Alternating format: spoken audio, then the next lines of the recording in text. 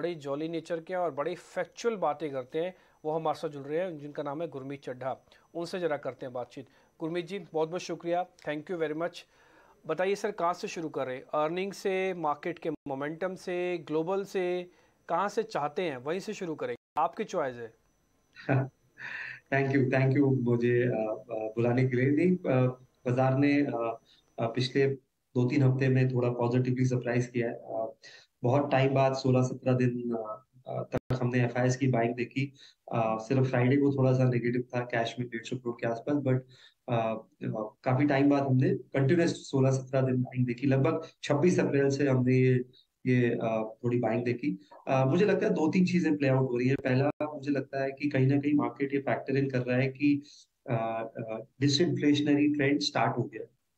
हमने देखा कि इंडिया का सीपीआई इन्फ्लेशन 4.7 आया, होलसेल इन्फ्लेशन नेगेटिव आया। जर्मनी का जो प्रोड्यूसर प्राइस इन्फ्लेशन है उसमें करीबन करीबन 2% की गिरावट आई। तो मार्केट को ये लगता है, हमने देखा डैक्स ने नया हाई बनाया, जो देखा होगा जर्मनी इंडेक्स ने नया हाई। कुछ हद तक बाजार ये भी प्रेस इन कर रहा है कि फेड शायद पीक इंटरेस्ट रेट्स के नजदीक है। पावल साहब ने उसके बारे में हल्का सा शायद हिंट भी दिया कि अगर डेट सीलिंग का इश्यू बढ़ता है और बाकी चीजें होती है तो वो कंसिडर करेंगे। तो मुझे लगता है कि कहीं ना कहीं ये दो चीजें, कि इंटरेस्ट रेट्स पीक हो गए हैं, डिसइंफ्लेशनरी ट्रेंड स्टार्ट हो गया है, थोड़ा सा एफआईआई का जो एक्टिव मनी है, ईटीएफ बाइंग शायद अभी इतनी नहीं आई है।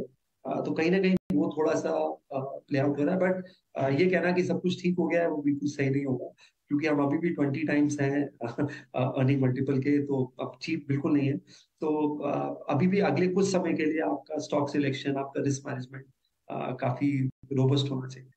बात तो बिल्कुल ठीक है ना, कि इक्विटीज़ के अलावा आप तो खैर इस साल तो गोल्ड वाले भी बोल सकते हैं उनको काफ़ी अच्छा पैसा बना है। कुछ और एसेट क्लास आप नोटिस करते हैं इक्विटीज़ के अलावा जहां पर आपको थोड़े ग्रीन शूज दिख रहे हो? ये रियल एस्टेट भी एक हो सकता है, क्योंकि ग्राउंड चेक करेंगे ना आप, तो वहां पर भी काफ़ी अच्छा बेनिफिट हो रहा है लोगों को।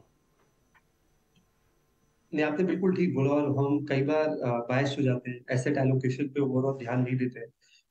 तो आईपीएल की बात हो रही थी, तो मैं थोड़ा सा लकी था, मैंने बहुत अर्ली डेज में सीएसके खरीदा था इंडिया सीमेंट्स में, जब काफी कम रेट पे था अनलिस्टेड स्पेस में। हमारे काफी क्लाइंट्स ने भी लिया था। एनएससी एक वो दूसरा अनलिस्टेड शेयर है जिसने बहुत अच्छा किया, लगभग 3 गुना हो गया है पिछले 2 साल में। 800-900 रुपए का रेट था कोविड से पहले, अभी लगभग लगभग 3,000 है। मुझे लगता है दो पॉकेट्स क्लियरली मुझे लग रहा है जहां थोड़ा सा, एक मुझे लगता है कुछ लो हैंगिंग फ्रूट है। एक मुझे लगता है बॉन्ड्स, तो मल्टीपल रीजन है, जैसे मैंने बोला है कि तो इन्फ्लेशन मुझे लगता है धीरे धीरे नीचे आ रहा है। तो और दूसरा, ये जो 2000 का नोट का फेसिंग आउट हो रहा है, बैंक का डिपॉजिट बढ़ेगा, जिससे मुझे लगता है कॉस्ट ऑफ फंड नीचे आएंगे। आरबीआई हो सकता है सीआरआर कट भी करे, हमने बढ़ा दिया था 4 से 4.5%। तो जब स्टांस चेंज करेंगे उसके बाद हो सकता है थोड़ा सा सीआरआर कट भी हो। तो आज हमने देखा कि 5 साल का जो बॉन्ड है करीबन 10 पैसा नीचे आया है। तो अगर आप 7-7.5% की यील्ड पे अगर आज आपको गवर्नमेंट और पीएसयू बॉन्ड्स मिलते हैं, और अगले 1 से 1.5 साल में यील्ड्स थोड़ा नीचे आती हैं, तो कुछ आपको मार्क टू मार्केट गेन भी मिलेगा। तो वो एक पोर्शन है जो जिसे इग्नोर नहीं करना चाहिए, क्योंकि कई बार हमें लगता है कि 8-10% कोई खास रिटर्न नहीं होता है तो हम उसको इग्नोर कर देते हैं, बट ये बहुत लो रिस्क और लो हैंगिंग फ्रूट जिसे हम बोलते हैं वो है। रियल एस्टेट में मुझे लगता है कि ज्योग्राफी वाइज होना चाहिए, मैं जनरलाइज नहीं करूंगा। पर जहां जहां इंफ्रास्ट्रक्चर वर्क अच्छा हो रहा है, जहां जहां कुछ पॉकेट्स हैं जहाँ पे अपॉर्चुनिटी चाहिए, बहुत सारे रीट्स के और रेट भी नीचे आए हैं। चाहे वो एम्बेसी हो, चाहे वो माइंड स्पेस रहा हो, कुछ और नए रीट्स भी आने हैं, डीएलएफ का आना है, तो उस पॉकेट पे भी आप नजर रख सकते हैं। 7, 7.5, 8% की यील्ड होती है, जो डिविडेंड और इंटरेस्ट पेमेंट के फॉर्म में आती है, और थोड़ा बहुत कैपिटल एप्रिसिएशन भी मिल सकता है, प्लस लिक्विडिटी काफी है। तो ये दो पॉकेट्स पे मैं नजर रखूंगा। मे बी शॉर्ट टर्म में अभी बॉन्ड्स की तरफ भी थोड़ा सा ध्यान दूंगा, क्योंकि मेरा ये मानना है कि आप अगले 12 से 18 महीने में आपको 50 से 75 पैसे जो है ये नीचे मिलेगी, जिसका मतलब है अगर आपकी ड्यूरेशन 3 से 5 साल है तो 3 से 4% का मार्केट गेन हो सकता है। बिल्कुल, आपने बात काफ़ी जायज़ भी किया, और ये बात हमको भी समझनी चाहिए कि सिर्फ इक्विटीज़ इक्विटीज़ इक्विटीज़ ही होगा, आपको अपने पोर्टफोलियो को अच्छे से डिज़ाइन भी करना होगा। कहने के बाद चैलेंज हो सकता है, लेकिन उसका बेनिफिट बहुत अच्छा आएगा। बॉन्ड्स हैं, रेट्स हैं, मार्केट के अंदर रियल एस्टेट है, गोल्ड है, इक्विटीज़ है अपने आप में, और अगर आप सिप भी इन्वेस्टमेंट करते हैं तो एक अच्छे म्यूचुअल फंड्स के अंदर थैमेटिक प्लेस भी आपको मिल जाएंगे। खैर आगे बढ़ता हूँ। एक सवाल मेरा और पेंडिंग है गुरमीत आपसे, बस वो मैं आपसे ले लेता हूँ, उसका फिर टेक्निकल एनालिस्ट के जाने का समय होगा। इस बार की अर्निंग्स में सबसे इंपॉर्टेंट चीज का आपने क्या नोटिस की? आपको कौन सा अच्छा शेयर दिखा जिसकी आने वाले दिनों में भी अर्निंग्स अच्छी आ सकती हैं? तो देखिए दो चीजें हुई जो आईटी में थोड़ी वीकनेस देखी हमने कुछ पॉकेट्स में, बैंक ने कुछ हद तक उसको ऑफसेट किया। तो ये एक ऑफसेटिंग फैक्टर था अर्निंग्स में।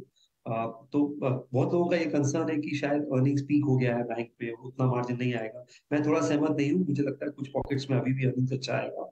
और जैसे आप अगर एसबीआई के नतीजे देखेंगे, एक उदाहरण के तौर पे बता रहा हूँ, मैंने बहुत समय बाद 1.2% आरओई देखा, 18% आरओई देखा एसबीआई में। आप उनका अगर मार्केट शेयर देखेंगे, होम लोन में 33% मार्केट शेयर है, सबसे ज्यादा है। ऑटो लोन में 20% मार्केट शेयर है। ये एक ऐसा पीएसयू बैंक है जिसने लाइबिलिटी और एसेट दोनों तरफ मार्केट शेयर गेन किया है। बाकी पीएसयू बैंक से मार्केट शेयर लूज किया है प्राइवेट बैंक्स को। एसेट क्वालिटी बहुत अच्छी थी, उनको कुछ रिकवरी आई, तभी आपको नेट एनपीए जो है कम दिखे, एआरसी से कुछ रिकवरी आई। स्लिपेज रेशियो कंट्रोल में था, क्रेडिट कॉस्ट 30-40 पैसा था। तो बहुत अच्छे, जैसे आप प्राइवेट सेक्टर के पैरामीटर्स देखते हैं, लगभग मुझे वैसा लगा। और 4 लाख करोड़ की एसएलआर एक्सेस है। तो जो काफी हैंडी प्रूव होगी इस एनवायरनमेंट में, जब क्रेडिट ग्रोथ ज्यादा होती है और डिपॉजिट ग्रोथ थोड़ी सी स्लो होती है। तो मुझे लगता है कि कुछ बैंक्स में कुछ ऐसे पॉकेट्स हैं जहां अभी भी मुझे लगता है नंबर्स अच्छे आएंगे, और बैंक्स कुछ समय तक और अच्छा करेंगे। कुछ जगह हमें नॉर्मलाइजेशन वापस देखने को मिल रहा है, जो सेक्टर्स काफी डाउन थे। इलेक्ट्रॉनिक मैन्युफैक्चरिंग सर्विसेज एक पॉकेट है जिसमें काफी हमने देखा करेक्शन आया था, चाहे वो डिक्सन रहा हो, एप्पल रहा हो, बाकी पॉकेट्स में वहां पे मुझे लगता है थोड़ा नॉर्मलाइजेशन आ रहा है। केमिकल कंपनीज में काफी जगह नॉर्मलाइजेशन आता हुआ दिख रहा है। कुछ रॉ मटेरियल प्राइसेस ठीक हो रहे हैं, कुछ रीप्राइसिंग हो रही है कॉन्ट्रैक्ट्स की। कुछ सीडीएमओ नेम में सिलेक्ट पॉकेट्स में हमने देखा कस्टम सिंथेसिस बुक वापस अच्छा शेप अप कर रही है, जैसे न्यूलैंड के नतीजे आए, सिंह का नतीजा आया, डिविस के भी नतीजे थोड़े से बेटर आए, जैसे मार्केट एक्सपेक्ट कर रहा था उतने खराब नहीं। तो दूसरा पॉकेट ये जो बाजार देख रहा है कि कहाँ नॉर्मलाइजेशन होगा, कहाँ अर्निंग गिरा है बट साइकिल जो है वो टर्न होने वाली है। ऑटो एक और ऐसा सेक्टर मुझे लगता है जहाँ अर्निंग्स का थोड़ा सा और अपडेट दिखेगा, जैसे जैसे रूरल इकोनॉमी रिकवर करती ठीक है। से पूछ लेता हूँ, आप अपनी पूरी इंटेलिजेंस लगाइएगा। सवाल बहुत ही सिंपल है, अडानी ग्रुप के शेयर सर खरीदें कि अभी नहीं खरीदें? मैंने पहले भी नहीं खरीदे थे जी, और मैं शायद आगे भी अभी नहीं, जब तक पूरी इंक्वायरी नहीं हो जाती है कंप्लीट, पूरा सेबी का जो उन्होंने रिलेटेड पार्टी ट्रांजेक्शन के बारे में भी बात करी है। हालांकि पूरे ग्रुप को एक तरीके से देखना भी सही नहीं है, मुझे लगता है कुछ कुछ एक कंपनीज अच्छी हैं। एक जगह जहां हमने थोड़ा इन्वेस्टमेंट किया है वो सीमेंट पैक्ट में है। वहाँ हमें क्योंकि मुझे लगा कि प्राइसेस बहुत रीजनेबल हो गए थे, एसीसी बिलो रिप्लेसमेंट कॉस्ट आ गया था जब ये एपिसोड पीक पे था।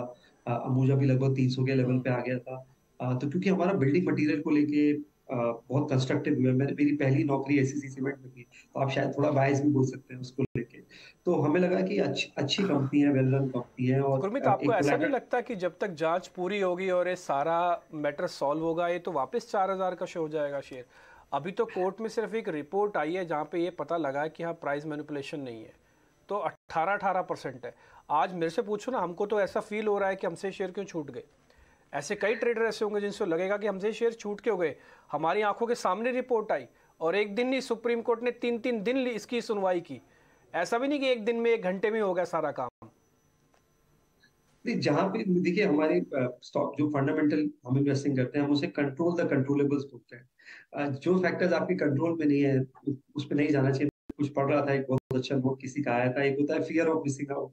फिर पहले आपको लगता है वो फोमो है, बाद में वो जोमो हो जाता है, जॉय ऑफ मिसिंग आउट। कई बार लगता है अच्छा हो गया, मिस आउट हो गया।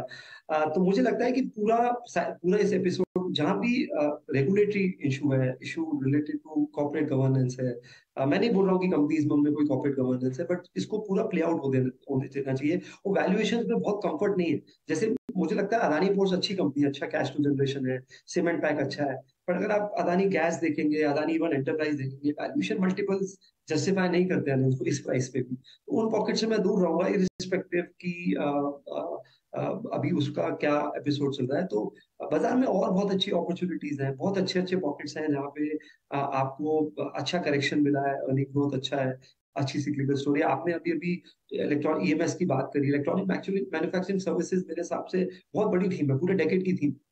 जब एप्पल जैसी कंपनी $6 बिलियन की सोर्सिंग इंडिया से कर सकती है, जो कि क्वालिटी को लेके काफी पर्टिकुलर है, हाई प्रिसीजन क्वालिटी मैन्युफैक्चरिंग बोलते हैं, तो ये इसमें आपको और डेवलपमेंट्स देखने को मिलेंगे अगले कुछ साल, और आप अपने पॉकेट्स चूज कर सकते हैं। ओके, ऑलराइट, ठीक है।